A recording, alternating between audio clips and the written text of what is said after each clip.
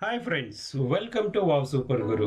ಈ ಸಂಚಿಕೆಯಲ್ಲಿ ನಾವು ಗ್ರಾಜ್ಯುಟಿ ಎಂದರೇನು, ಆ ಗ್ರಾಜ್ಯುಯೇಟನ್ನು ಪಡೆಯಲು ನಾವು ಎಷ್ಟು ವರ್ಷ ಕೆಲಸ ಮಾಡಬೇಕು, ಯಾವ ಯಾವ ಸಂದರ್ಭಗಳಲ್ಲಿ ನಾವು ಗ್ರಾಜ್ಯುಟಿಯನ್ನು ಪಡೆಯಬಹುದು, ಗ್ರಾಜ್ಯುಟಿಯನ್ನು ಯಾವ ರೀತಿ ಲೆಕ್ಕ ಹಾಕುತ್ತಾರೆ ಮತ್ತು ಗ್ರಾಜ್ಯುಟಿಯನ್ನು ಎಷ್ಟು ಹಣದವರೆಗೂ ಅಂದರೆ ಎಷ್ಟು ಮ್ಯಾಕ್ಸಿಮಮ್ ಅಮೌಂಟ್ವರೆಗೂ ನಾವು ಪಡೆಯಬಹುದು, ಹಾಗೆ ಕೆಲಸ ಬಿಟ್ಟ ಎಷ್ಟು ದಿನಗಳವರೆಗೆ ಗ್ರಾಜ್ಯುಟಿ ಹಣವು ಕಂಪನಿಯು ನಮಗೆ ನೀಡಬೇಕು ಎಂಬುದರ ಒಂದು ಸಂಕ್ಷಿಪ್ತ ನೋಟವನ್ನು ಈ ಸಂಚಿಕೆಯಲ್ಲಿ ನೋಡಿಕೊಳ್ಳೋಣ.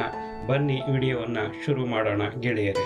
ನಮಸ್ಕಾರ ಗೆಳೆಯರೇ, ಇದುವರೆಗೂ ನೀವು ನಮ್ಮ ಚಾನೆಲ್ನ ಸಬ್ಸ್ಕ್ರೈಬ್ ಮಾಡಿಲ್ಲವೆಂದಾದರೆ ನಮ್ಮ ಚಾನೆಲ್ನಿಂದ ಹೊರಬರುವ ಎಲ್ಲ ರೀತಿಯ ವಿಡಿಯೋಸ್ನ ಲೇಟೆಸ್ಟ್ ಅಪ್ಡೇಟ್ಸ್ಗಾಗಿ ಹಿಂದೆ ನಮ್ಮ ಚಾನೆಲ್ನ ಸಬ್ಸ್ಕ್ರೈಬ್ ಮಾಡಿಕೊಳ್ಳಿ. ಹಾಗೆ ಪಕ್ಕದಲ್ಲಿರುವ ಬೆಲ್ ಬಟನ್ ಅನ್ನು ಒತ್ತುವುದನ್ನು ಮಾತ್ರ ಮರೆಯಬೇಡಿ.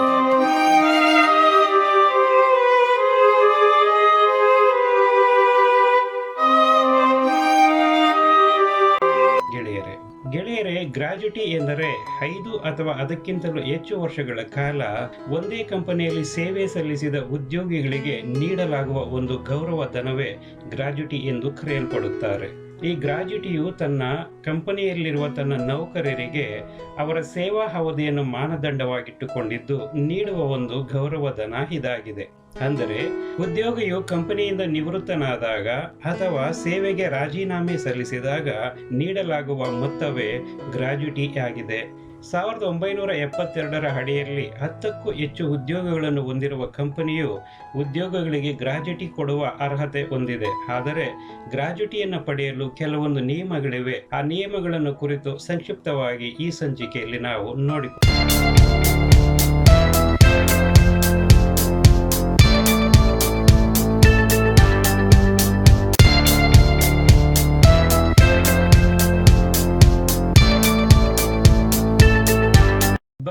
ಮೊದಲನೆಯದಾಗಿ ನಾವು ಈಗ ಯಾವ ಯಾವ ಸಂದರ್ಭಗಳಲ್ಲಿ ಗ್ರಾಜ್ಯುಟಿ ಹಣವನ್ನು ಪಡೆಯಬಹುದು ಎಂಬುದನ್ನು ನಾವು ನೋಡಿಕೊಳ್ಳೋಣ. ಮೊದಲನೆಯದಾಗಿ, ಯಾವುದೇ ಒಬ್ಬ ವ್ಯಕ್ತಿ ನಿವೃತ್ತಿ ಅಂದರೆ ತಾನು ಕೆಲಸದಿಂದ ನಿವೃತ್ತಿ ಆದ ಮೇಲೆ ಗ್ರಾಜ್ಯುಟಿಯನ್ನು ಪಡೆಯಬಹುದು. 5 ವರ್ಷ ಸೇವೆಯ ನಂತರ ರಾಜೀನಾಮೆ ನೀಡಿದರೆ ಗ್ರಾಜ್ಯುಟಿಯನ್ನು ಪಡೆಯಬಹುದು. ಕೆಲವೊಂದು ಸಂದರ್ಭಗಳಲ್ಲಿ ಈ 5 ವರ್ಷ ನಿಯಮ ಅನ್ವಯವಾಗುವುದಿಲ್ಲ. ಹೇಗೆ ಅಂದರೆ, ಉದ್ಯೋಗಿಯು ಕಂಪನಿಯ ಸೇವೆಯಲ್ಲಿದ್ದಾಗ ಮರಣ ಹೊಂದಿದ್ದಲ್ಲಿ ಅಥವಾ ಅಂಗವಿಕಲನಾದ ಸಂದರ್ಭದಲ್ಲಿ ಈ 5 ವರ್ಷಗಳ ನಿಯಮ ಅವರಿಗೆ ಮಾತ್ರ ಅನ್ವಯವಾಗುವುದಿಲ್ಲ. ಉದ್ಯೋಗಿಯ ಮರಣ ಹೊಂದಿದ ಅಥವಾ ಅಂಗವಿಕಲನಾದ ಸಂದರ್ಭದಲ್ಲಿ ಗ್ರಾಜ್ಯುಟಿ ಮೊತ್ತವನ್ನು ಉದ್ಯೋಗಿಯ ನಾಮಿನಿಗೆ ಅಥವಾ ಕಾನೂನಾತ್ಮಕವಾಗಿ ಯಾರಿಗೆ ಸಲ್ಲಬೇಕೋ ಅವರಿಗೆ ನೀಡಲಾಗುತ್ತದೆ. ಕಾಯಿಲೆ ಅಥವಾ ಅಪಘಾತದಿಂದ ಅಕಾಲಿಕ ಮರಣವನ್ನು ಹೊಂದಿದರೆ ಈ ಗ್ರಾಜ್ಯುಟಿ ಹಣವನ್ನು ಪಡೆಯಬಹುದು.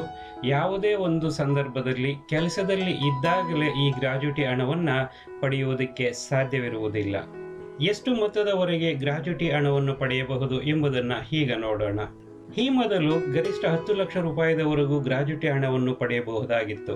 ಆದರೆ 2019ರಲ್ಲಿ ವಿತ್ತ ಸಚಿವರಾಗಿದ್ದ ಪಿಯೂಷ್ ಗೋಯಲ್ ಹಿರಿಯ ಉದ್ಯೋಗಸ್ಥರ ಗ್ರಾಜ್ಯುಟಿ ಮೊತ್ತವನ್ನು 10 ಲಕ್ಷದಿಂದ 30 ಲಕ್ಷ ರೂಪಾಯಿಗೆ ಏರಿಕೆ ಮಾಡಿದ್ದಾರೆ. ಕೆಲಸವನ್ನು ಬಿಟ್ಟ ಎಷ್ಟು ದಿನಗಳ ಒಳಗೆ ಗ್ರಾಜ್ಯುಟಿ ಹಣವು ಕಂಪನಿಯು ನೀಡಬೇಕು ಎಂಬುದನ್ನು ಈಗ ನೋಡೋಣ. ಗ್ರಾಜ್ಯುಟಿ ಅಧಿನಿಯಮದ ಪ್ರಕಾರ ಉದ್ಯೋಗಿ ನಿವೃತ್ತಿ ಹೊಂದಿದ 1 ತಿಂಗಳ ಒಳಗಾಗಿ ಕಡ್ಡಾಯವಾಗಿ ಗ್ರಾಜ್ಯುಟಿ ಹಣವನ್ನು ಪಾವತಿಸಬೇಕಾಗುತ್ತದೆ. ಈಗ ಗ್ರಾಜ್ಯುಟಿ ಮೊತ್ತವನ್ನು ಯಾವ ರೀತಿಯಾಗಿ ಲೆಕ್ಕ ಹಾಕುತ್ತಾರೆ ಎಂಬುದನ್ನು ಒಂದು ಉದಾಹರಣೆಯೊಟ್ಟಿಗೆ ನಾವು ನೋಡೋಣ. ಉದಾಹರಣೆಯಾಗಿ, ಉದ್ಯೋಗಿಗೆ ಒಂದು ಮೂಲ ವೇತನ, ಸಂಬಳ ಮತ್ತೆ DA ಸೇರಿ ನಿಮಗೆ 5 ವರ್ಷದ ಅನುಭವ ಇದೆ ಎಂದುಕೊಂಡರೆ ಗ್ರಾಜ್ಯುಟಿಯನ್ನು ಪಡೆಯುವ ಒಂದು ಲೆಕ್ಕ ಯಾವ ರೀತಿ ಅಂದರೆ, ಉದಾಹರಣೆಯಂತೆ ನಿಮಗೆ 50,000 ರೂಪಾಯಿ ಸಂಬಳ ಇಂಟು 15 ಎಂದರೆ ವರ್ಷಕ್ಕೆ ನಮಗೆ 15 ದಿನಗಳ ಕಾಲದ ಸ್ಯಾಲರಿಯನ್ನು ಕೊಡುತ್ತಾರೆ.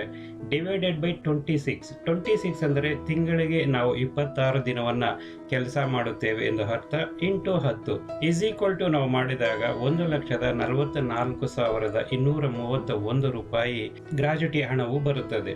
ಒಂದು ವೇಳೆ ಉದ್ಯೋಗಿಯ ಅನುಭವ 4.5ರಿಂದ 4.25 ವರ್ಷವಿದ್ದಲ್ಲಿ ಇದನ್ನು ಹತ್ತಿರದ ಸಂಖ್ಯೆಗೆ ರೌಂಡ್ ಅಪ್ ಮಾಡಲಾಗುತ್ತದೆ. ಇನ್ನು ನೀವು ಹೆಚ್ಚಾಗಿ ಇದು ಗ್ರಾಜ್ಯುಟಿ ಲೆಕ್ಕಾಚಾರವನ್ನು ತಿಳಿದುಕೊಳ್ಳಬೇಕಾಗಿದ್ದರೆ ನಿಮ್ಮ ಮೂಲ ವೇತನ DA 50,000 ರೂಪಾಯಿಗಳು, ವೇತನವನ್ನು 1 ತಿಂಗಳ ಕೆಲಸದ ದಿನಗಳಿಗೆ 26ರಿಂದ ಭಾಗಿಸಿ. ಆಗ 50,000 ರೂಪಾಯಿಯನ್ನ 26ರಿಂದ ಭಾಗಿಸಿದರೆ 1,923 ರೂಪಾಯಿಗಳು ಬರುತ್ತದೆ.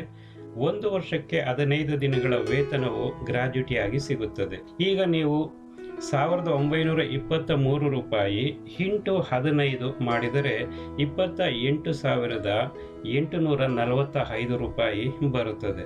ಈಗ ನೀವು ಎಷ್ಟು ವರ್ಷ ಕೆಲಸ ಮಾಡಿದ್ದೀರಿ ಆ ಸಂಖ್ಯೆಯಿಂದ ಗುಣಿಸಿದರೆ 5 ವರ್ಷ ಕೆಲಸ ಮಾಡಿದರೆ 5 ಇಂಟು 28,845 ರೂಪಾಯಿ ಎಂದರೆ 1,44,225 ರೂಪಾಯಿಗಳು ನಿಮಗೆ ಗ್ರಾಜ್ಯುಟಿ ಸಿಗುತ್ತೆ ಎಂದರ್ಥ ಗೆಳೆಯರೆ.